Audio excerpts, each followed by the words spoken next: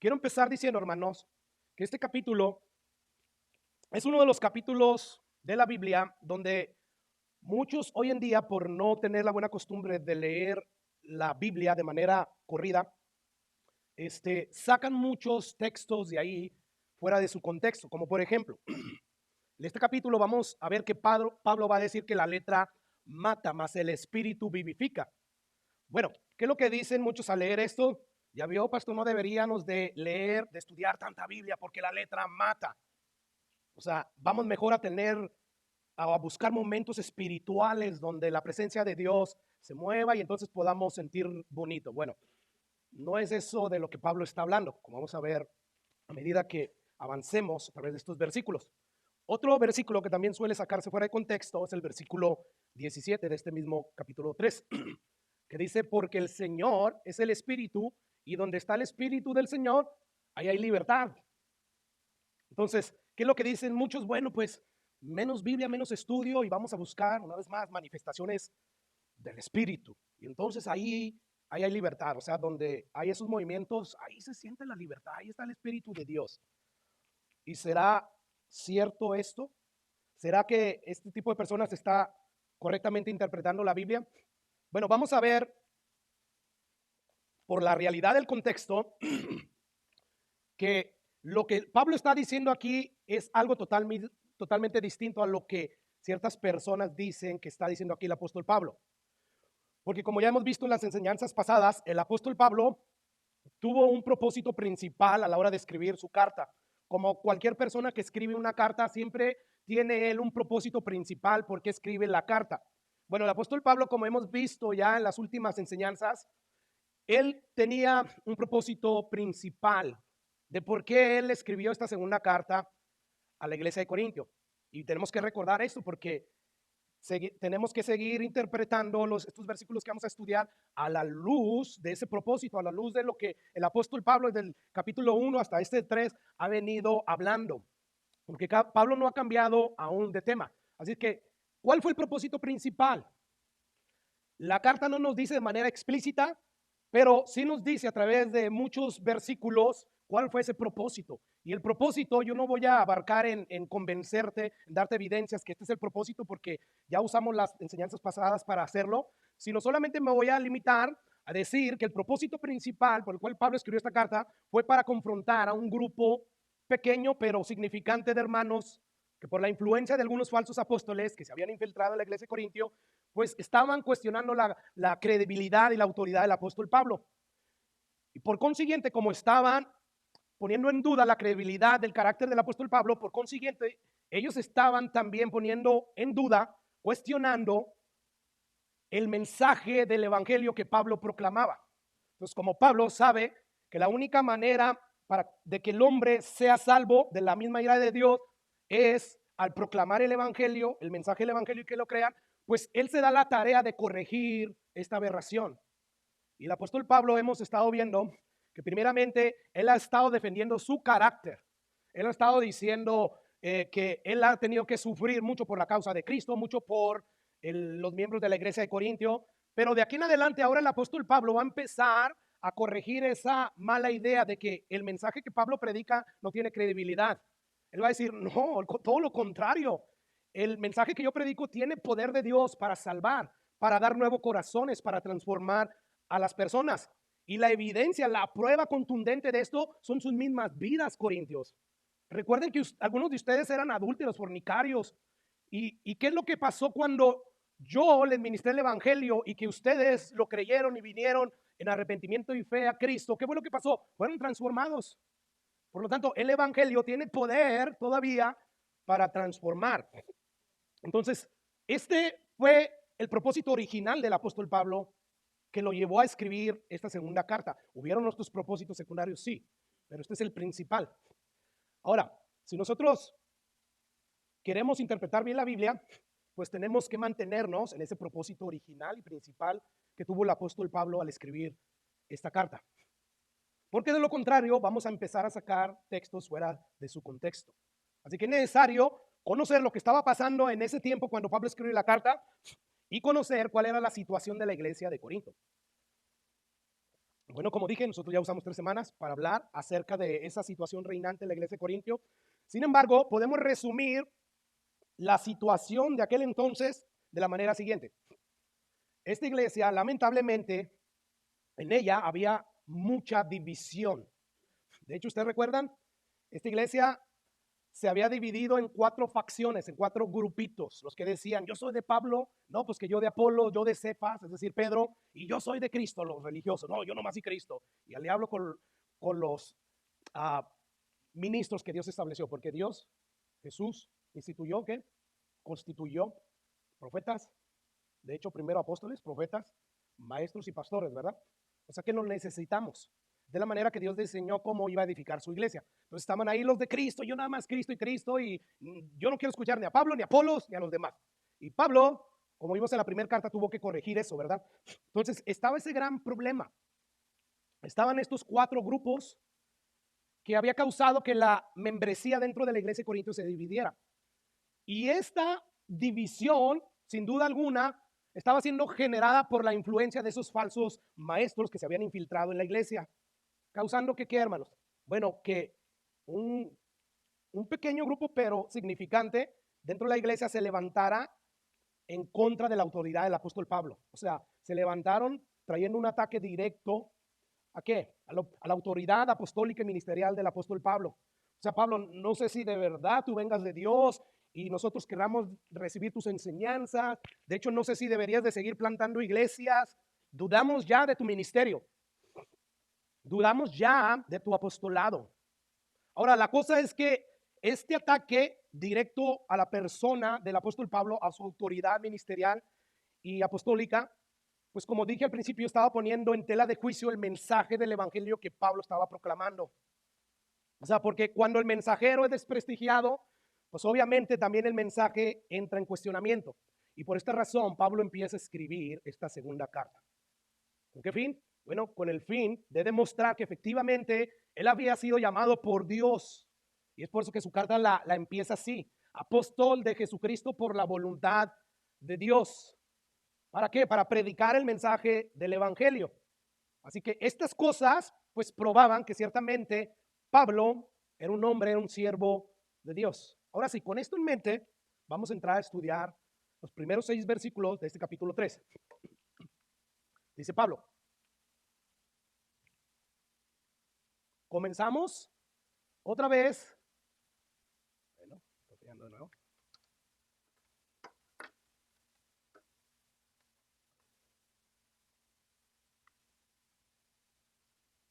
Eso de la tecnología, ¿verdad? Nunca es segura, siempre falla. Qué bueno es tener a un Dios que sí, ese nunca falla, ¿verdad?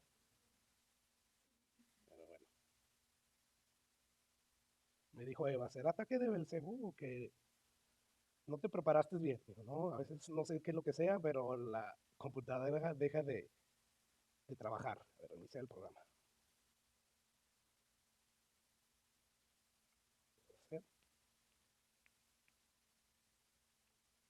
Cancelamos.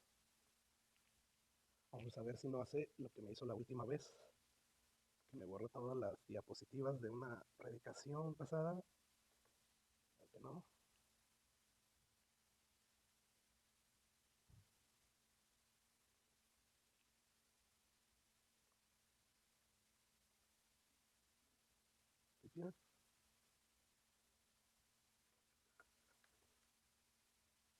Ahí estamos.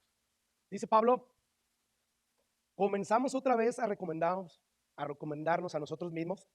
Es decir, hermano, como si Pablo dijera, tenemos que empezar a hablar bien de nosotros para que entonces ustedes puedan creer, puedan convencerse de que sí somos de Dios. O sea, tengo que yo automáticamente autosacar recomendaciones y decirles lo que Dios ha hecho por nosotros. Y dice después Pablo, o tenemos necesidad como algunos que nadie los conocía y que llegaban a la iglesia, como la iglesia de Corintio, y llegaban con cartas de recomendación. Dice Pablo, nosotros tenemos esa necesidad de verdad. Recuerden, yo fui el que fundó esta iglesia y me están pidiendo cartas de recomendación. Y sigue diciendo Pablo ahí, o de recomendación de vosotros. O sea, o también cuando terminemos de visitarnos a ustedes y pasemos a visitar otra iglesia, necesitamos que ustedes nos den cartas iglesia de Corinto, para que entonces las otras iglesias sepan que verdaderamente somos de Dios. Eso es básicamente lo que Pablo está diciendo. Bueno, por este versículo, hermanos, nosotros nos damos cuenta que todavía Pablo, a la hora de estar escribiendo, él está manteniendo en su pensamiento a este grupo pequeño que se había levantado en contra de él. Como vamos a ver más adelante en los siguientes capítulos, pero yo quisiera que tú veas esto, hermano, porque es importante, porque Pablo sigue tratando con este grupo. Recordemos que unos versículos atrás, en el capítulo 2, versículo 17, que creo que ya ese es el último versículo del capítulo 2, si no es que el penúltimo, Pablo nos dijo, pues nosotros no somos como muchos que medran falsificando. Esta palabra medran es una palabra griega que proviene de la palabra griega kapelos. ¿Y qué significa esto? Bueno, vendedor ambulante. Pablo dice, nosotros no somos como los muchos que andan ahí como vendedores ambulantes falsificando la palabra de Dios. ¿Con qué propósito? Con el propósito de generar ganancias deshonestas. Y Pablo dice, no, nosotros no somos como esas personas, más bien con sinceridad, como de parte de Dios y delante de Dios. ¿Hablamos en qué? En Cristo. Bueno, por estos dos versículos y por varios versículos que hay dentro de esta carta, es muy evidente y es muy lógico, hermanos, concluir, hermanos, deducir que este grupito de personas que estaba insinuando que Pablo ministraba la palabra de Dios por ganancias económicas, es muy evidente concluir que ese grupo de personas todavía estaba en la mente del apóstol Pablo. Y es en mente, en tener a estas personas en su pensamiento que Pablo está escribiendo estas cosas. Ustedes recordarán que la semana pasada citamos el pasaje donde Pablo dice, yo estoy preparado para ir a ustedes y no voy a ser gravoso, o sea, no les voy a hacer una carga porque no busco lo vuestro sino a ustedes. ¿Por qué Pablo está diciendo ese tipo de cosas? Porque ese tipo de cosas no las dijo en Romanos o en la carta a los Gálatas, porque eso no se oía en aquellas iglesias, pero en esta iglesia sí había un grupo de personas que estaban insinuando que Pablo servía en la mesa del Señor, que predicaba la palabra por ganancias deshonestas. Y Pablo está diciendo, no, yo no busco lo de ustedes. Yo con el mayor placer gastaré lo mío y aún yo mismo, o sea, físicamente gastaré todo por amor de sus almas. A mí me interesan sus almas, no lo que ustedes tienen. Aunque amados más, sea amado menos por ustedes. Yo sé que aunque los ame a muchos de ustedes más de lo que merecen, muchos de ustedes no me van a regresar ese amor. Y se está refiriendo a quién? A este mismo grupo de personas. Así que vemos por estos versículos y otros que encontramos en las dos cartas del apóstol Pablo a los Corintios, que es muy evidente y además razonable deducir que este grupo de personas pues estaba insinuando que el apóstol Pablo ministraba la palabra de Dios por puro interés económico. ¿Y Pablo qué hace? Pues defenderse de estas falsas acusaciones y empieza a decir, nosotros no somos como muchos vendedores ambulantes que están comerciando con la palabra de Dios. No, nosotros más bien con sinceridad predicamos la palabra de Cristo, estando siempre conscientes que predicamos la palabra de parte de Dios y en la presencia de Dios. Mire, vamos a regresar al versículo 1 de este capítulo 3. Pablo dice, comenzamos otra vez para recomendarnos a nosotros mismos, o tenemos necesidad como algunos de cartas de recomendación para vosotros, o de recomendación de vosotros. En otras palabras, o sea, piensen, Corintios, yo fundé esa iglesia, yo los conozco, ustedes me conocen, hemos estado en contacto, si no ha sido a través de visitas que yo he enviado a Timoteo, a Tito y a otros, y estamos en contacto, yo los he visitado, les he escrito, y de verdad, o sea, en serio, yo tengo necesidad de decirle a los apóstoles que están en Jerusalén, Pedro y el resto de los apóstoles, escriben una carta, porque voy a la iglesia de Corinto, para que ellos, pues, crean que verdaderamente yo vengo de Dios, o sea, ¿es en serio? ¿Tengo que yo mostrarles cartas de recomendaciones? Mire, por la Biblia nosotros sabemos que viajar en los días del apóstol Pablo de un lugar a otro, en este caso para visitar las iglesias, o sea, con una carta de recomendación era algo cotidiano. O sea, no es como hoy en día que uno puede decir, mira, va a llegar tal persona, recíbela, o sea, agarra el teléfono y rápidamente te comunicas, ¿verdad? Y le das quizás las características de esa persona y recíbelo. No, antes no era así, hermanos. Por lo tanto, lo que se hacía era escribir estas cartas de recomendaciones. Por ejemplo, en Hechos capítulo 15, ahí encontramos a los líderes de la iglesia primitiva, hermanos, teniendo su primera reunión, pues para tratar un asunto de gran importancia. Y después, dice la Biblia que después de horas de discusión, pues llegaron a la siguiente resolución. Hechos 15:22. Dice, entonces pareció bien a los apóstoles y a los ancianos, con toda la iglesia, elegir entre ellos varones y enviarlos a Antioquía con Pablo y Bernabé, a Judas, que tenía por sobrenombre Barsabás, y a Silas, varones principales entre los hermanos. Versículo 23. Dice, y escribir por conducto de ellos los apóstoles y los ancianos y los hermanos, a los hermanos de entre los gentiles que estaban en Antioquía, en Siria, en Cilicia, salud. Versículo 24, por cuanto hemos oído que algunos han salido de nosotros, a los cuales no les dimos órdenes y les han inquietado con palabras, perturbando vuestras almas, mandados, circuncidados y a guardar la ley. Dice el 25, que no lo voy a proyectar, nos ha parecido bien, habiendo llegado a un acuerdo, elegir varones y enviarlos a ustedes con nuestros hermanos Bernabé y Pablo. Yo aquí veo dos cosas pertinentes a este punto en cuestión, hermano. La primera es que yo veo que se tuvo que escribir una carta para validar a ciertos hermanos que habían sido enviados para corregir el problema. O sea, yo no me quiero meter en el problema que había ahí. Aquí la cosa es que se acostumbraba a hacer estas cartas y venían con el nombre de los apóstoles. Y bueno, ¿qué fue lo que pasó? Esta carta, como ya vimos, aquí están los apóstoles, aquí están los ancianos, la iglesia de Jerusalén, donde empezó todo. Por favor, infórmenles a estas iglesias que están en estos lugares que esta es la resolución. La segunda cosa es que estas cartas se hacían precisamente para evitar que gente como estas, que sí salieron de ahí, de donde estaban los apóstoles, pero que no fueron enviados por los apóstoles. Y empezaron ellos a querer manejar la iglesia o a querer empezar a enseñar cosas que los apóstoles no respaldaban. Entonces, para evitar este tipo de cosas que hacían, hay que enviar cartas de recomendación. Por lo tanto, como puede ver, hermanos, esto era algo que se acostumbraba a hacer en los días del apóstol Pablo. Y bueno, debido a esa costumbre, Pablo inicia este capítulo con estas preguntas, o con estas preguntas retóricas. Una pregunta retórica, hermanos, es una pregunta que forzosamente da ya su respuesta de manera positiva o negativa. En este caso, la respuesta es negativa. Y bueno, ¿qué es lo que dice el apóstol Pablo? O sea, de verdad, ¿tenemos que recomendarnos a nosotros mismos? En serio, tenemos la necesidad, como algunos de los cuales ustedes no conocen y hacen bien en pedirle cartas de recomendación, pero nosotros, ustedes nos conocen, nos están pidiendo cartas de recomendación para que ustedes se convenzan de que sí venimos de Dios, de que sí estamos administrando la misma iglesia que los apóstoles ministran. Entonces es como si Pablo estuviera diciendo a este grupito de personas, o como si la iglesia, ese grupito, estuviera diciendo al Pablo, ¿sabes qué, Pablo? La próxima vez que tú quieras venir a visitarnos, tráete una carta de recomendación firmada por los apóstoles. Y si quieres que nosotros te demos una carta para que cuando vayas a visitar a las demás iglesias te reciban, pues primero enséñanos la carta. O sea, si te das cuenta, lo que esta iglesia estaba haciendo con Pablo era algo absurdo. O sea, las sospechas, las acusaciones, las insinuaciones eran absurdas.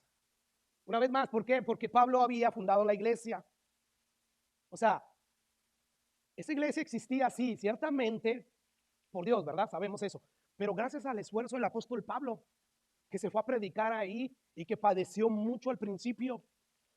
Entonces, este grupito de personas le está pidiendo cartas de recomendaciones al apóstol Pablo.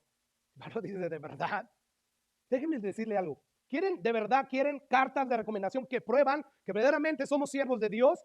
Escucha lo que dice el versículo 2 y el versículo 3. Nuestras cartas de recomendación que prueban si verdaderamente somos siervos de Dios son ustedes, escritas en nuestros corazones, conocidas y leídas por todos los hombres. Y lo dice ahí, siendo manifiesto que son cartas de Cristo expedidas por nosotros. O sea, Cristo nos usó a nosotros cuando ministramos el evangelio, cuando llegamos y establecimos ahí la iglesia y empezamos a ser discípulos. Y dice, y esta carta que son ustedes es una carta no escrita con tinta, sino con el Espíritu de Dios vivo, no en tablas de piedras como en el Antiguo Testamento cuando Moisés baja con los 10 mandamientos, ¿verdad? Con esas tablas de piedras y ahí estaban escritos los 10 mandamientos. No dice, sino en tablas de carne del corazón. En otras palabras, es como si Pablo les dijera, yo no necesito cartas oficiales de recomendación expedidas por los apóstoles para mostrarles que verdaderamente yo soy un siervo de Dios. No, yo tengo una manera más excelente, más contundente de mostrarles que yo vengo de Dios. Miren sus vidas. Miren la transformación que ha hecho el evangelio o el mensaje del evangelio que les hemos predicado. Ustedes son mi carta de presentación. O sea, todo lo que tienen que hacer para comprobar si verdaderamente soy apóstol de Dios o no, es ver los tremendos cambios que han ocurrido en sus vidas. Y sobre todo la relación que hoy tienen con Dios.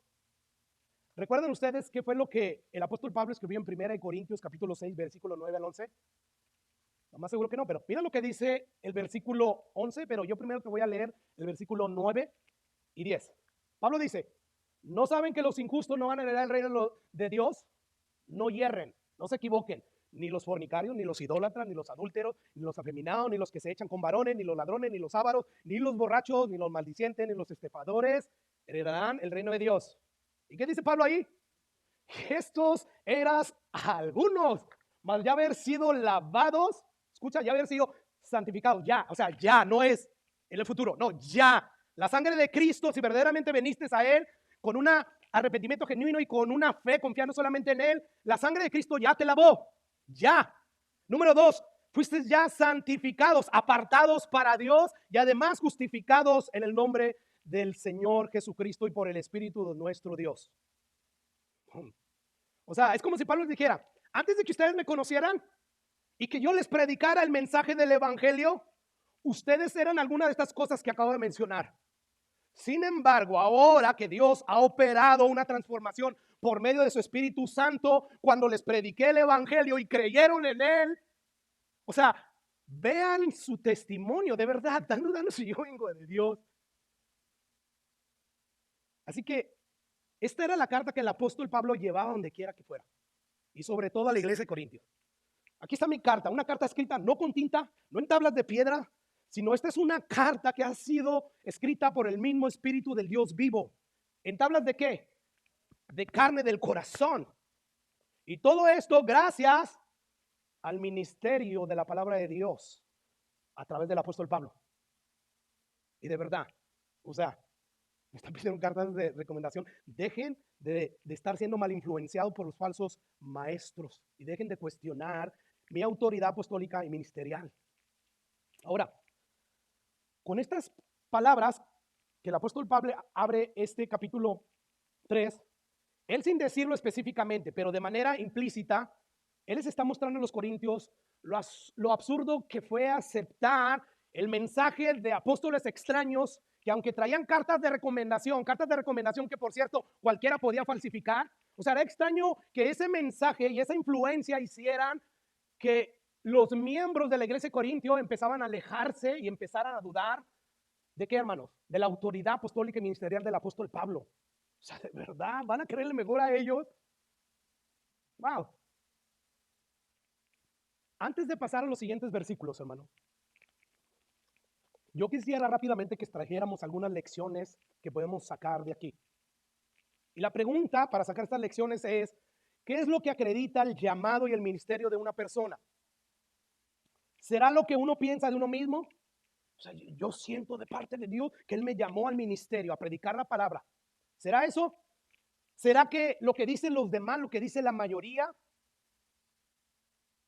¿Qué es lo que acredita el llamado y el ministerio de una persona?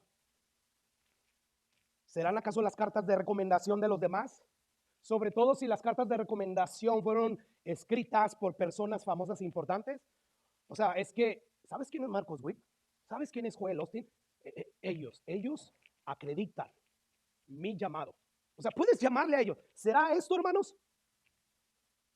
En otras palabras, ¿quién determina que una persona verdaderamente es un siervo de Dios con autoridad para desarrollar la labor de la grey de Dios? Ahora, encontrar o saber la respuesta a estas preguntas, hermanos, es de suma importancia. ¿Por qué, hermanos? Porque la labor que estas personas hacen a la hora de ministrar a la grey de Dios trasciende. O sea, va más allá de esta vida física y terrenal. ¿Por qué? Porque es que trasciende, hermano, lo que ellos hacen. Porque se trata de ministrar almas con el mensaje del evangelio y con todo el consejo de la palabra de Dios, que basado en lo que determinen hacer con el mensaje de Dios, con la palabra de Dios, las personas, pues ese va a ser su destino eterno.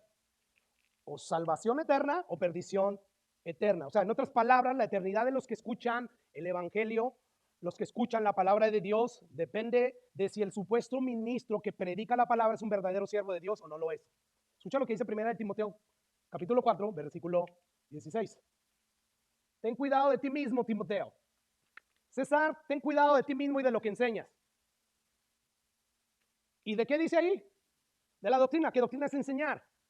Persiste en ello. ¿Persiste en qué? En la doctrina. En tener cuidado de ti mismo. No te alejes de la palabra de Dios, del evangelio. Pues haciendo esto, no solamente te salvarás a ti mismo, y que la salvación no es por obras.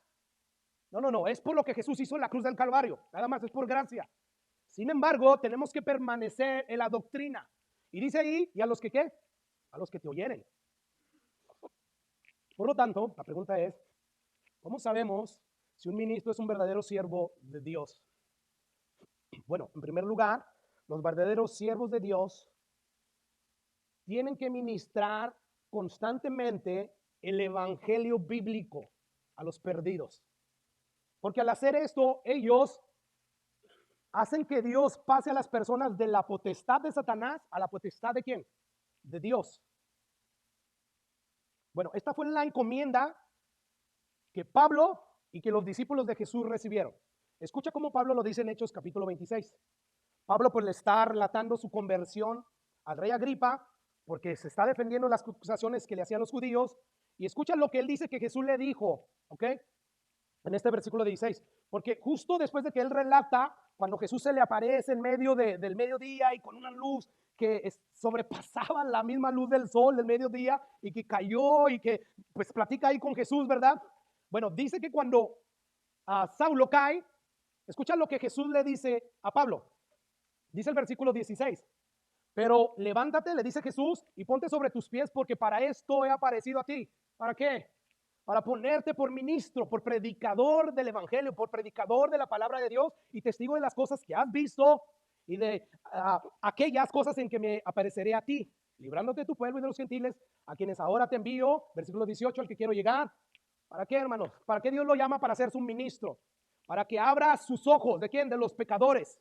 Para que se conviertan de las tinieblas a la luz y de la potestad de Satanás a Dios. ¿Para qué? Para que reciban por la fe que es en mí perdón de pecados y herencia entre los santificados. Un verdadero siervo de Dios, llamado por Él, enviado por Él, predica el evangelio. ¿Con qué propósito? Porque el evangelio es el único mensaje que puede abrirle los ojos a los que están muertos en sus delitos y pecados. Es el único mensaje que puede hacer que se conviertan esas personas de las tinieblas a la luz de Dios, a la potestad de Dios. Así que lo que hace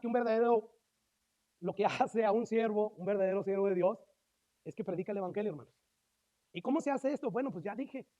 O sea, no es a través de anécdotas bien interesantes, a través de testimonios inspiradores llenos de humor, de espiritualidad religiosa. No es a través de esto. Eso no es el evangelio bíblico. Eso no es evangelizar. Eso no salva a nadie. Eso lo único que hace es crear religiosos que les hace creer que son salvos, pero no son salvos. ¿Y sabes por qué no son salvos? Sus mismos frutos, su misma manera de vivir, que no están siendo transformados cada vez más y más a la imagen de Jesucristo, lo dicen. Eso es lo que lo dice, esa es la prueba de que no son verdaderamente hijos de Dios, porque no han nacido de nuevo. Todo aquel que nace de Dios vence al mundo, no practica el pecado. Todo lo que nace de Dios, o sea, no está habituado a pecar, no es perfecto, pero no está habituado a pecar. No, él más bien tiene una naturaleza que lo lleva a desear no pecar contra Dios. Y cuando le gana la carne y cae, se siente mal y dice, ayúdame, Señor, porque no quiero estarte fallando, ayúdame, y Dios lo ayuda. Así es que, hermanos, esto de predicar el evangelio, de ello depende la conversión de las personas. Y un verdadero siervo de Dios, como lo era el apóstol Pablo, predica el evangelio bíblico, no el evangelio moderno que hoy se predica hoy en día. Así es que no evangelizar, proclamar el evangelio, no es contar anécdotas poderosas y que hasta a veces le ponen más crema, como decimos, a los tacos que lo que es, y hasta se vuelven mentirosos. Así es que no es esto, no es dar tu testimonio, que se puede dar el testimonio, pero hay que llegar al final de cuentas al asunto. El evangelio es un anuncio, es una buena noticia, como hemos dicho muchas veces hasta el cansancio, y lo seguiremos diciendo, porque este es el único mensaje que tiene poder de Dios para salvar al judío primeramente y al gentil. Así es que para entender la buena noticia tienes que entender la mala. Y la mala empieza con que tú eres un pecador y que Dios está irado y que hay un infierno Si tú no le dices eso a los pecadores, va a venir a Jesús por cualquier otra cosa menos por esa. Y esa es la única motivación que debe de llevar al pecador a Cristo para que Cristo lo salve. Si no, ¿de qué lo va a salvar? ¿De qué? ¿De este mundo? De verdad, no. Jesús no prometió nada en este mundo. Eso era en el Antiguo Testamento. Y aquellos que verdaderamente obedecían la ley perfectamente, recibían lo que Dios realmente había prometido. O sea, ¿quieres ser próspero?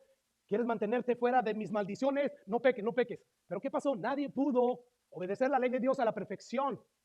¿Por qué? Porque no tienen el corazón que necesitan, no tienen el Espíritu Santo. Y Dios quiso probar con eso durante muchos años en el Antiguo Testamento, que nadie puede guardar la ley de Dios perfectamente. No hay hombre bueno en la tierra que haga el bien y nunca pegue. Todos fallamos.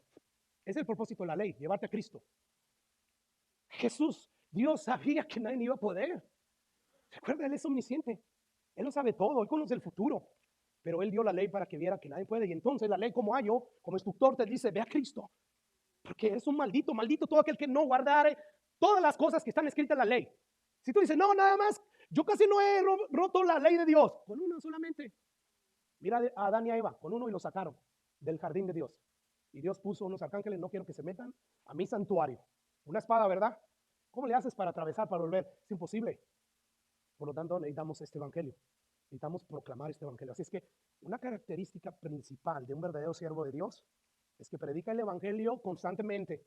Y el evangelio bíblico que predicó Jesús y el apóstol Pablo y todos los discípulos. No el evangelio de hoy en día. Segunda marca.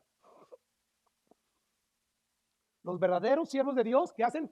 Predican constantemente todo el consejo de Dios. ¿Oíste bien eso? O sea, esas personas que fueron trasladados de la potestad de Satanás a la potestad de Dios a través de la proclamación del evangelio, que cuando estas personas oyeron, pues creyeron, se arrepintieron, pusieron fe en Jesús. Bueno, ahora esas personas necesitan todo el consejo de Dios para que Dios continúe perfeccionándolos, para que Dios continúe edificando su iglesia. Y un verdadero siervo de Dios hace eso. El apóstol Pablo, el mismo que escribió esta carta que estamos estudiando, dice lo siguiente en el capítulo 20 de Hechos, versículo 25. Le dice Pablo, y ahora, después de que reunió a los ancianos, a los pastores de la iglesia de Éfeso y que dice, ya me voy, ya no los voy a ver, el Espíritu Santo me dice que me esperan tribulaciones y bueno, no estimo mi vida. Y luego le dice estas palabras, y ahora, he aquí, yo sé que ninguno de ustedes, entre quienes he pasado predicando el reino de Dios, verá más mi rostro. Por lo tanto, yo les protesto en el día de hoy que estoy limpio de la sangre de todos. ¿Qué es esto? O sea, en aquel día nadie va a poder culparme. Oh, Pablo, por tu culpa, porque tú no me enseñaste esto y por eso quedé en el infierno. O qué sé yo. No, Pablo dice, no, yo estoy limpio de la sangre de ustedes. ¿Por qué razón? Porque no rehuí de anunciarles todo, desde Génesis hasta Apocalipsis. Literalmente nosotros somos una iglesia bíblica. Y eso yo quiero ser, aunque eso demande sacrificio y demande muchas cosas. Pero yo, cuando Dios me llame a su presencia, yo quiero estar limpio de la sangre de todos aquellos que me escuchaban. O sea, si hay algo de lo que yo estoy seguro y que me jacto en Dios, es que no he rehusado de darles todo el consejo de la palabra de Dios, según yo lo entiendo, de una manera sincera, consciente de que estoy en la presencia de Dios y que estoy predicando de parte de Él. Es su palabra. Y esto es lo que el apóstol Pablo está diciendo. Esto es un verdadero siervo de Dios. Predica constantemente y vehementemente todo el consejo de Dios, porque la iglesia lo necesita. Los miembros del cuerpo de Cristo necesitan ser edificados. Y Dios mismo constituyó, ¿qué? Pastores y maestros, sí, apóstoles, ahí los tenemos en las cartas, sí, los profetas ahí los tenemos en la Biblia, pero maestros y pastores, ¿para qué? Para perfeccionar, para edificar a la iglesia. Así que estos hombres que predican la palabra de Dios constantemente usan sus dones para la edificación y el crecimiento espiritual de la iglesia. ¿Cómo podemos saber, pues, si realmente un ministro es verdaderamente un siervo de Dios? Número uno, predica constantemente el evangelio. Número dos, enseña todo el consejo de Dios. Ahora, estas dos marcas distintivas no son las únicas. Jesús nos habla de otra marca. Mateo capítulo 7, aquí Jesús nos va a decir que un verdadero siervo de Dios también da buenos frutos evidenciados a través de su conducta, que es íntegra y sincera. No es perfecta, pero sí es sincera. Constantemente se está esforzando. Dice Jesús ahí el versículo 15, guardaos de los falsos profetas, que vienen a ustedes con vestidos de oveja, pero por dentro, ¿qué son? Lobos rapaces, según Jesús. Este tipo de persona que no predica el evangelio constantemente y bíblicamente y que no predica todo el consejo de Dios, muchas veces sin saberlos ellos y sin quererlos, están siendo lobos rapaces, porque no están alimentando a las ovejas. Y si no hay ovejas, ni siquiera están predicando el evangelio que puede salvar a los que no son ovejas, para que se vuelvan ovejas. Estas personas son lobos rapaces. Versículo 16, ¿por sus frutos qué? En otras palabras, por su comportamiento, por su carácter. Si es un carácter piadoso, no perfecto, pero sí un carácter que progresivamente va creciendo en piedad, en santidad. Y dice Jesús, ¿acaso se recogen uvas de los espinos? Pues no. Una pregunta retórica que ya automáticamente la respuesta es no, ¿verdad? ¿O higos de los abrojos? Tampoco. Versículo 17, así todo buen árbol que da buenos frutos, pero el árbol malo que da malos frutos. Versículo 18, no puede el buen árbol dar malos frutos, ni el árbol malo dar buenos frutos. No necesitamos que ser unos sabedores de conocedores de plantas y de árboles, ¿verdad? Eso lo entendemos todo. Un árbol malo que da espinas es un árbol malo. Un árbol bueno que da frutos es un árbol bueno. Dice Jesús, versículo 19, todo árbol que no da buen fruto es cortado y echado en el fuego, así que por sus frutos los van a conocer. Bueno, todos sabemos que en el mundo natural de los árboles es el fruto que evidencia la naturaleza de ese árbol. O sea, ahí pudiéramos decir, ese es un árbol de manzanas. ¿Por qué? Porque el fruto evidencia la naturaleza del árbol. Si ese árbol ya hubiera sido piscado y no tuviera las manzanas, si tú no conoces ese árbol, no sabrías que es un árbol de manzana, ¿verdad? Bueno, Jesús está diciendo, por sus frutos, no por las hojas, no por el tallo, por sus frutos, no por las ramas, los van a conocer. Y es como si dijera, de la misma manera, el verdadero fruto espiritual que sale de una persona evidencia que verdaderamente ahí está el Espíritu de Dios. Así es que el verdadero fruto espiritual es lo que caracteriza a un buen hombre, a un siervo de Dios. Y esto es lo que Pablo ha estado diciendo desde el capítulo 1 hasta aquí. O sea, él ha estado convenciendo a esos que dudaban de que venía de Dios. Hey, miren mi integridad, miren lo que he sufrido, miren el evangelio, todo lo hago por ustedes. Y dice Pablo, si usted recuerda el versículo 12, porque nuestra gloria, o sea, nuestra jactancia es esta, el testimonio de nuestras conciencias de cómo nos hemos conducido, donde quiera que andamos. Dice que con sencillez, sinceridad de Dios, no con sabiduría humana, sino con la gracia de Dios, nos hemos conducido en el mundo y mucho más con ustedes. ¿Qué está diciendo el apóstol Pablo en otras palabras? O sea, no solo es el hecho de que predico el evangelio y que enseño todo el consejo de Dios lo que comprueba que verdaderamente yo soy un siervo de Dios, sino lo que también comprueba que soy un siervo de Dios es el hecho de que estoy dando buenos frutos evidenciados a través de mi conducta. ¿Quieres saber quién verdaderamente es un ministro de Dios, enviado de Dios? Esta persona debe predicar el evangelio bíblico constantemente y predicar constantemente todo el consejo de Dios, le guste a quien le guste. Y además tiene que dar frutos, frutos que son evidenciados a través de su vida cotidiana. Dicho de otra forma, una persona cuyo carácter está constantemente transformado, está constantemente recibiendo una transformación, mejor dicho, ese es un verdadero siervo de Dios. Así que podemos concluir este punto diciendo que el verdadero siervo de Dios demuestra con sus buenos frutos su autenticidad. Cuarta marca distintiva. ¿Qué es esa cuarta marca distintiva? Bueno, hermanos, ahí está. Los verdaderos siervos de Dios, cuando ministran la palabra de Dios a la vida de aquellos que se han arrepentido y creído genuinamente, o sea, esas personas, cuando les ministran la palabra de Dios, son transformadas cada vez más y más a la imagen de Cristo.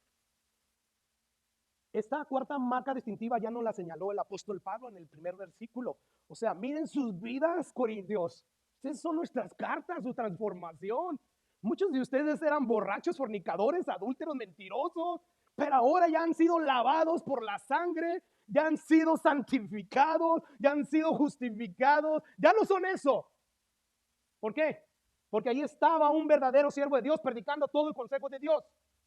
y estaban siendo transformados. ¿Recuerda? Nuestras cartas son ustedes, escritas no con tinta, sino con el Espíritu de Dios vivo, no en tablas de piedra, sino en las tablas de la carne del corazón. No se les olvide, algunos eran fornicadores, idólatras, afeminados, ladrones, ávaros, borrachos, maldicientes. Sin embargo, ya fueron lavados, santificados, justificados, en otras palabras, transformados. Así que aquellos que se arrepintieron y que han creído genuinamente, esas personas al escuchar todo el consejo de la palabra de Dios por los verdaderos ministros de la palabra, son transformados. Como vamos a ver el último versículo de este mismo capítulo, de gloria en gloria, de grado en grado. Sabes que la transformación que Dios hace en sus hijos no es como las transformaciones de esos cuentos de hada, ¿verdad? Que anda la hada madrina con una varita mágica y te convierte en rana y te convierte en príncipe. No, eso no es así. Aquí en el cristianismo, y Dios tiene el poder para hacer eso, pero no le plació. No, aquí en esta tierra la transformación es gradual. Vamos de gloria en gloria, de triunfo en triunfo, de grado en grado. Cada vez que Dios nos permite pasar por aflicciones, Dios moldea nuestro carácter. Yo sé que para nosotros esas cosas son lo peor que nos pueden pasar. Es algo malo, ¿verdad? Porque nos hacen sufrir. Sin embargo, esas cosas son beneficiosas para nosotros. Es como la medicina que requiere aquel que tiene un cáncer terminal. Le hacen radiaciones, quimioterapia, todas esas cosas. Imagino que son terribles por lo que dice la gente, pero son necesarias, son beneficiosas. Bueno, lo mismo sucede cuando Dios permite que pasemos por tribulaciones. Así que, hermanos, necesitamos nosotros a la hora de evaluar a las personas, si son verdaderamente siervos de Dios, tener en mente estas cuatro marcas distintivas que nos da la Biblia. Yo no se las estoy dando, la Biblia es Dios. Guardados de los falsos profetas, que vienen a ustedes con vestidos de ¿qué? De oveja. O sea, la gente que muchos de ustedes escuchan, ni se dan cuenta que están vestidos de ovejas y que son lobos rapaces. Muchos de ellos quizás no tienen esa intención, pero por no estar predicando como debe predicar un siervo de Dios, están fungiendo como lobos rapaces. No benefician a las personas que escuchan su mensaje de manera espiritual. Sí, de manera terrenal. Sí, quizás aprenden a ser mejores padres, a ser mejores trabajadores. ¿Y de qué les va a servir, al final de cuentas? A la luz de la eternidad, ¿de qué les va a servir todo eso? ¿De qué le sirve al hombre que gane todo lo que se pueda ganar aquí en este mundo y al final de cuentas pierde su alma? ¿Y por qué va a perder su alma? Porque no se le predica el evangelio bíblico, porque no se le da todo el consejo de la palabra de Dios. Por eso. Pero se les da ciertas verdades de la palabra de Dios que tienen que ver con el aquí, el ahora y la eternidad al diablo. No, a Dios le importa que constantemente nosotros tengamos nuestra mente, nuestro corazón en lo eterno, poner la mirada allá arriba, poner su mirada en el autor y consumador de la fe, que es Jesucristo. Esto es lo bíblico, esto es lo que yo veo que Pablo constantemente le estaba diciendo a las iglesias de la era primitiva, que tuvieran sus mentes allá arriba, no aquí, hermanos. Ahora, cuando hay una mayoría de personas que dicen, este hombre es de Dios porque mira cómo atrae a grandes multitudes y mira cómo las grandes multitudes hablan bien de él. Yo pregunto, ¿esto es una marca distintiva de que verdaderamente esos hombres son verdaderamente siervos de Dios?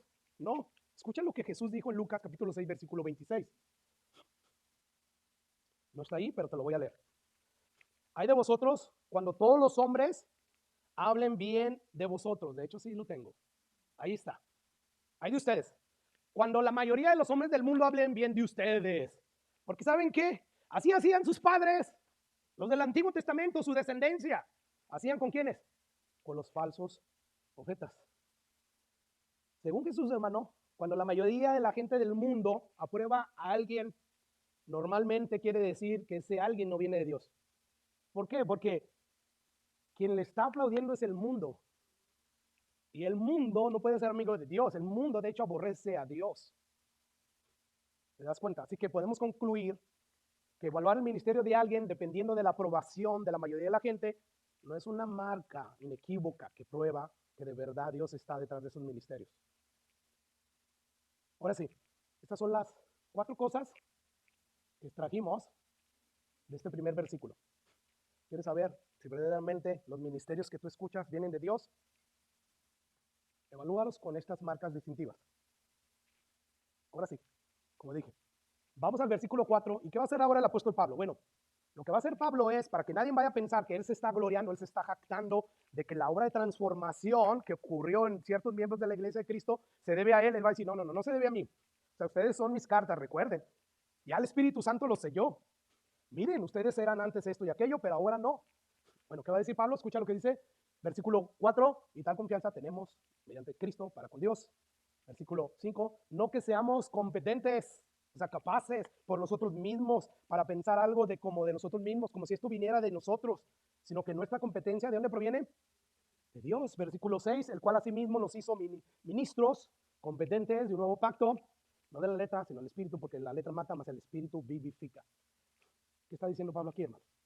Bueno, déjenme les aclaro muy bien. O sea, que nadie vaya a pensar que es por la capacidad oratoria que yo tengo, la capacidad esa de hablar bien el evangelio y convencer a muchos. No es por eso. No, es más bien, esto se debe gracias a la capacidad que Dios nos da a través del Espíritu Santo a la hora que nosotros compartimos el evangelio. O sea, no es debido a nuestras excelentes capacidades. No. Así que nadie vaya a pensar que yo me estoy gloriando, que nadie va a pensar que yo me estoy jactando. No, ningún ser humano tiene la capacidad de transformar a nadie. Nadie, ni el apóstol Pablo siquiera. Recuerdan que el capítulo pasado, capítulo 2, ¿qué fue lo que dijo el apóstol Pablo? Versículo 15. Dice Pablo, porque para Dios somos gratos, Lord de Cristo, los que se salvan y los que se pierden. A esto ciertamente olor de muerte para muerte, y a aquellos olor de vida para vida. Y para estas cosas, ¿para qué cosas? Para esto de predicar el evangelio y de transformar vidas y que reciban nuevos corazones. ¿Quién es suficiente? ¿Quién es capaz de hacer una labor como esa? La respuesta es nadie, ¿verdad? Nadie es suficiente. O sea, nadie es capaz de cumplir con la tarea que Dios nos ha dejado. ¿De qué, hermanos? De predicar el evangelio a los pecadores y salvarlos. Nadie. Entonces Pablo aquí nos la está diciendo de una manera implícita a través de estas preguntas esta pregunta retórica, y para estas cosas ¿quién es suficiente? Pero aquí ya en el capítulo 3, versículo 4 al 6, el apóstol Pablo ya responde de una manera más clara. Dice, no que nosotros seamos competentes por nosotros mismos. No. ¿Qué nos enseña esto? Bueno, que ningún cristiano es competente, es capaz de transformar a nadie. Deja de querer moralizar a tu hijo. Si tu hijo no tiene un nuevo corazón, no va a cumplir, no va a poder cumplir con tus demandas, mucho menos con las demandas de Dios. Él necesita un nuevo corazón como cualquier otro ser humano. Nicodemo, ¿es necesario nacer de nuevo? Sí, eres un súper religioso que enseña mi palabra, pero si tú no naces de nuevo, tú no puedes heredar el reino de Dios. ¿Qué era nacer de nuevo? Necesitaba un nuevo corazón, necesitaba creer en el evangelio. Es ahí donde Jesús, en Juan 3:16, le dice, porque de tal manera amó Dios al mundo que dio a su Hijo unigénito. Le estaba predicando ahí el evangelio a Nicodemo. Es necesario que el Cristo sea levantado así en la cruz del Calvario, como aquel día, el día en que Moisés levantó, ¿se acuerdan esa asta de serpiente que todo aquel que volteara a verla iba a sanar de las picaduras que habían recibido de las víboras? Iban a sanar solamente por mirar, sí, solamente por mirar, era lo que tenía que hacer el pueblo de Israel. Lo mismo con Jesús, solamente por mirar. Mirar a Él, a Jesús, nada más depositar tu confianza en que Él te va a librar de la ira de Dios. Así es que deja de moralizar a tus hijos, dales el evangelio, diles, tú eres malo, eres un pecador, necesitas tu nuevo corazón. Hay un infierno, hijo, tienes que saber estas cosas. Las escuelas dominicales, eso de que vamos a hablar del arca de Noé y los animalitos, pero no les hablan de toda la gente que murió. Ese es el punto principal. No, la jirafita sacando la cabeza. Mira cómo Dios salvó a los animalitos. No es, mira cómo Dios destruyó a aquellos que decidieron alejarse de Él, que ignoraron su mensaje, el mensaje proclamado por Noé. Eso es lo que te puede pasar a ti. Eso es el evangelio, la mala noticia. Pero mira, Dios es tan bueno, tan misericordioso que Él castigó a su Hijo en tu lugar para pagar por cada uno de tus pecados. ¿Qué tienes que hacer? Nada más creer eso, lo que yo te estoy diciendo, que hay un infierno, que la única manera de escapar de ese castigo en ese infierno es depositando toda tu confianza en la persona y en la obra expiatoria de Jesús, y eso te va a salvar. Eso es el evangelio. Eso es lo que le debes de estar predicando a tus hijos y a cualquier persona. Si Dios no les da un nuevo corazón, de nada les va a servir. Así es que nosotros no estamos capacitados para transformar la vida de nadie. Estamos capacitados, como vamos a ver, para ser ministros de ese nuevo pacto, predicando el evangelio.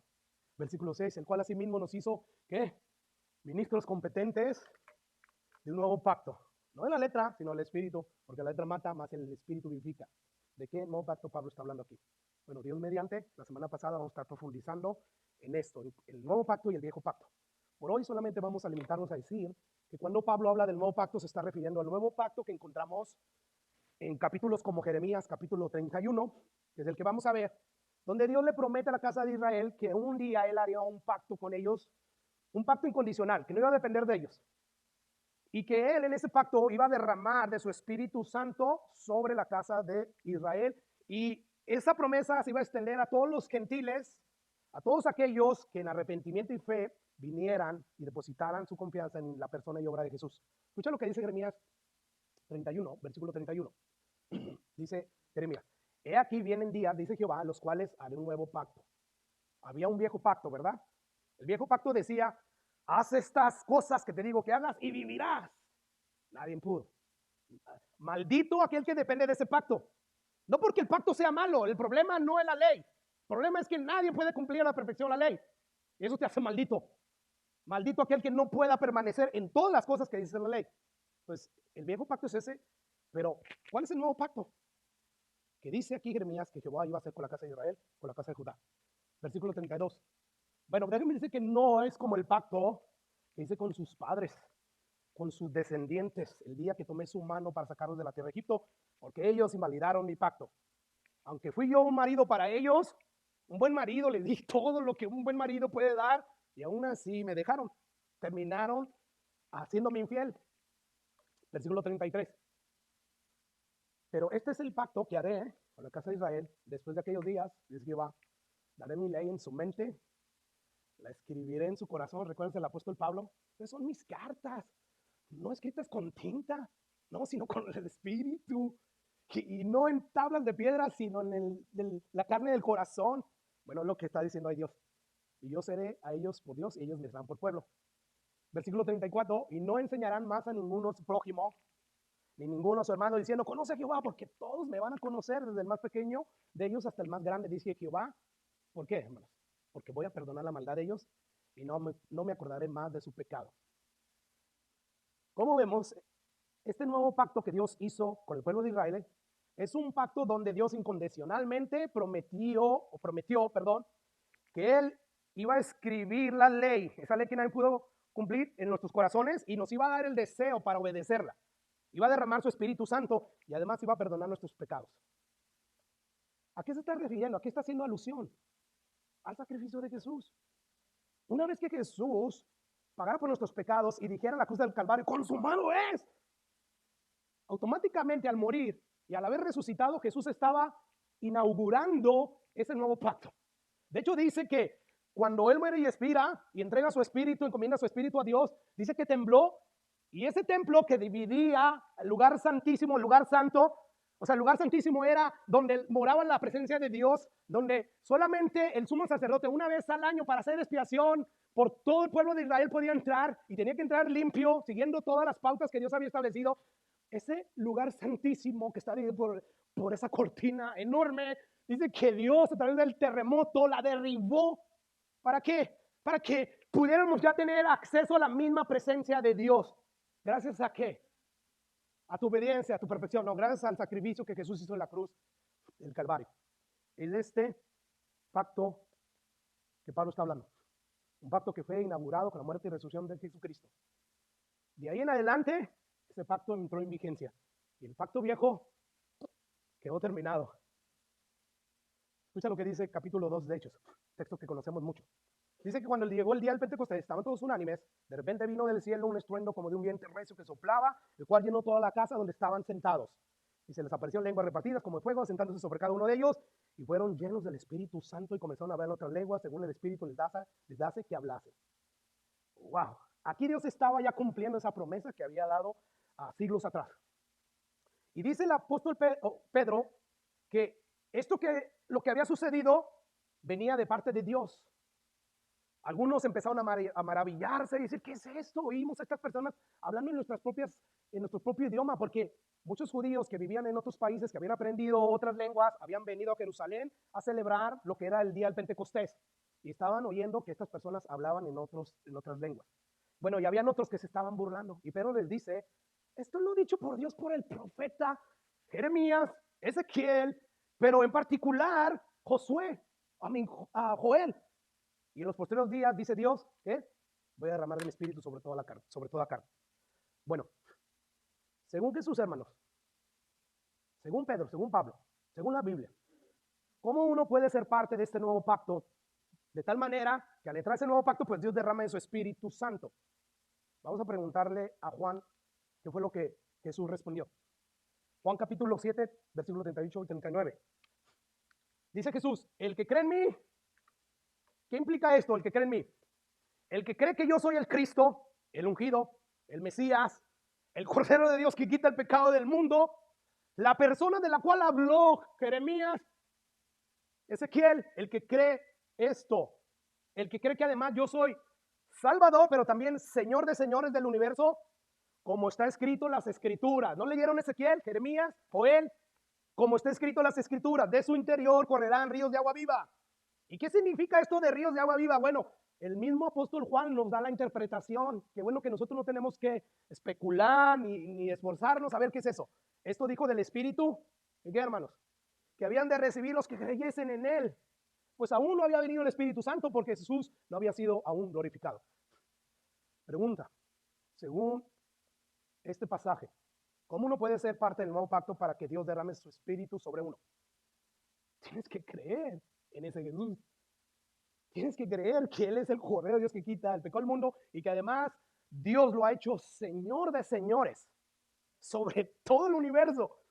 Si tú no crees esto, si nada más crees que Él es tu Salvador y no Señor y por eso no te sometes a Él, Dios no va a derramar de su Espíritu Santo sobre ti. Dios conoce los corazones.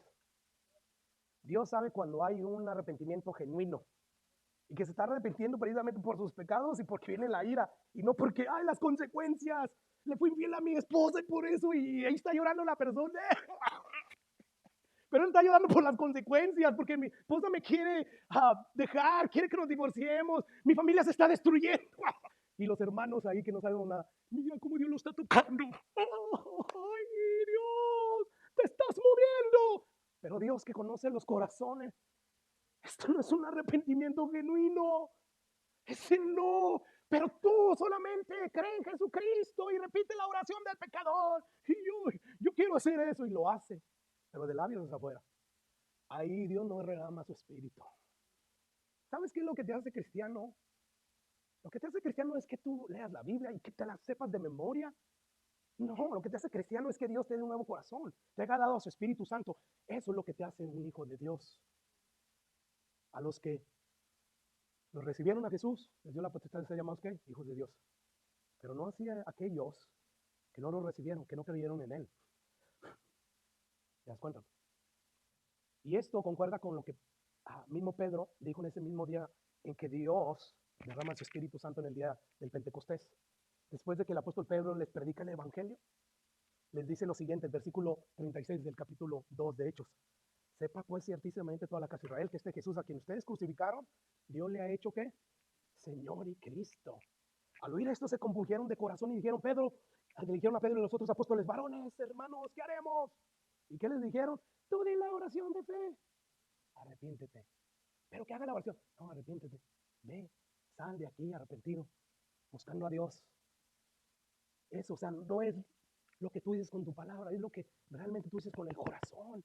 Si verdaderamente estás totalmente dispuesto a divorciarte de tu vida de pecado, o si nada más de apariencia quieres aceptar a Dios. Por lo tanto dice, arrepentidos bauticen cada uno en el nombre de Jesucristo para perdón de pecados. Y entonces, ¿qué va a pasar? Van a recibir el Espíritu Santo. Porque para ustedes la promesa y para sus hijos y para todos los que están lejos, ahí estamos nosotros. Para cuantos el Señor nuestro Dios llamare. Y con otras muchas palabras testificaban y le exhortaban diciendo, sé salvo de esta perversa generación. Esto es lo que están predicando los verdaderos siervos de Dios constantemente, ser salvo de esta perversa generación. si el mensaje nada más aquí y ahora y todo está bien, vive la buena vida aquí y ahora, Dios está contigo, algo está mal. Ahora sí, con esto en mente, ya para ir terminando. Versículo 5. Dice Pablo, no que seamos competentes por nosotros mismos, sino que nuestra competencia proviene de Dios. Y luego él dice en el versículo 16, el cual asimismo nos hizo ministros competentes de un nuevo pacto, no de la letra, sino del espíritu, porque la letra mata, más el espíritu vivifica. En otras palabras, después de haber dicho lo que ya dije, Dios nos ha dado la capacidad de servir en este nuevo pacto, que no está basado en la ley, sino en el espíritu de Dios. Nos dio esa capacidad para qué, hermanos, o cómo se muestra esa capacidad, al predicar el evangelio, al hacer discípulos. Todo cristiano tiene esa capacidad. Este no es trabajo de los pastores, que los pastores podemos hacer obra de evangelista y hacemos obra de evangelista cada vez que estamos detrás de este púlpito. Pero es el trabajo de todos los discípulos de Jesús. Dice Pablo, la ley o la letra, quiere decir la ley, mata, o sea, te condena, porque escrito está, maldito aquel que no permanece en todas las cosas escritas en el libro de la ley para hacerlas. Sin embargo, la ley del Espíritu, esto es, hermano, la nueva vida que Dios nos da a través de su Espíritu, eso da vida. Así es que, ¿qué te vas a llevar? Finalmente, llévate esto. Dios te ha dado la capacidad para servir en el nuevo pacto. ¿Cómo sirves? Predicando el Evangelio y haciendo discípulos. Concluyo con las siguientes preguntas. ¿Qué tan a menudo tú evalúas, a la luz de estas 4 marcas distintivas de un verdadero siervo de Dios, a los ministerios de aquellos a quienes tú escuchas para que ministren tu corazón, tu vida con la palabra de Dios? ¿Qué tan a menudo tú evalúas? ¿Qué tan a menudo tú sacas estas 4 marcas distintivas? O sea, a quien sea que te expongas, quizás aquí nada más te expones el domingo, de lunes a sábado, ¿a quién te expones? Ok, ¿cada cuánto tú evalúas a estas personas a la luz de estas marcas distintivas que nos dio la Biblia? O sea, tú deberías de preguntarte, ¿son ministros que predican constantemente el evangelio bíblico que Jesús y Pablo predicaban? A quienes yo estoy escuchando, ¿son ministros que realmente predican el evangelio bíblico que predicó Jesús y Pablo? ¿Son ministros que predican constantemente todo el consejo de la palabra de Dios o solamente versículos aquí y allá? Los ministros a los que yo me expongo para ser ministrados por la palabra de Dios son ministros que dan buenos frutos evidenciados a través de su conducta íntegra y sincera. Los ministros a los que yo me expongo para que la palabra de Dios ministre en mi corazón, son ministros que cuando ministran la palabra de Dios a la vida de aquellos que se han arrepentido y que han creído genuinamente, son transformados cada vez más y más a la imagen de Cristo. Si la respuesta a estas preguntas son negativas, escucha lo que Jesús te dice.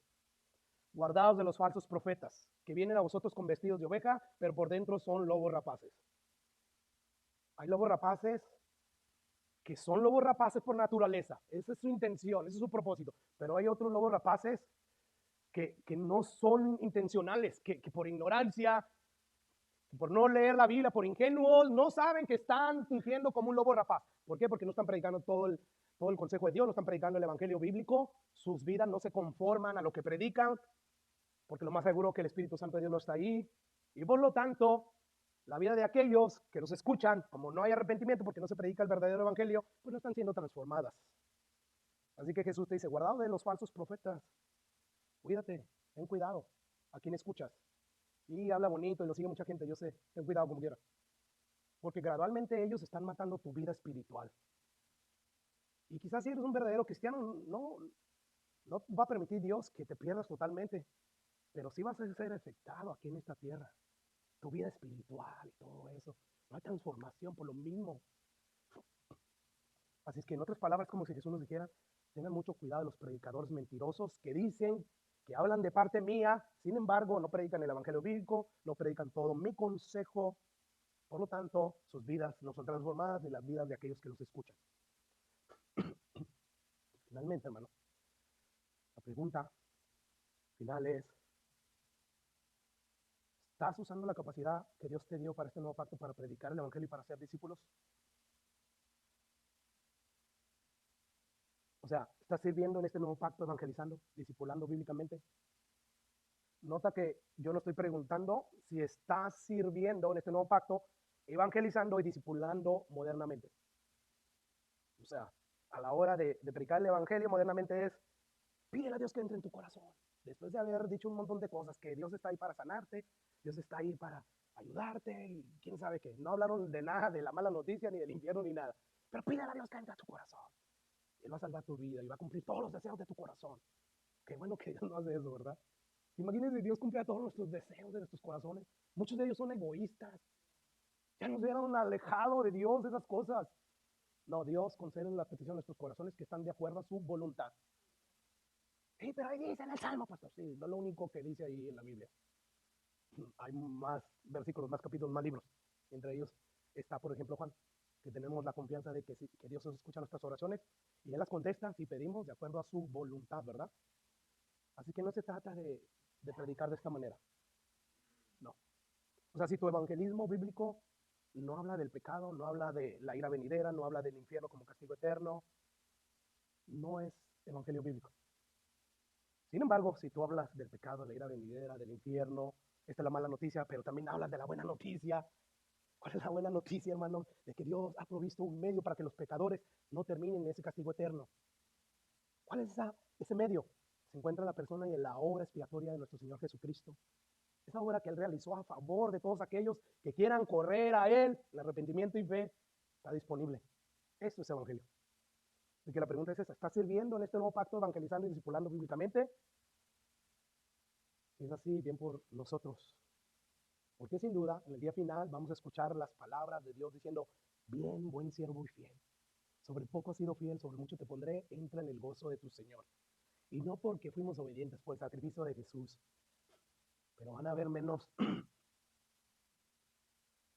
quejas de parte del Señor hacia nosotros. Así es que obedezcamos, hermano. Vamos a orar y hay un último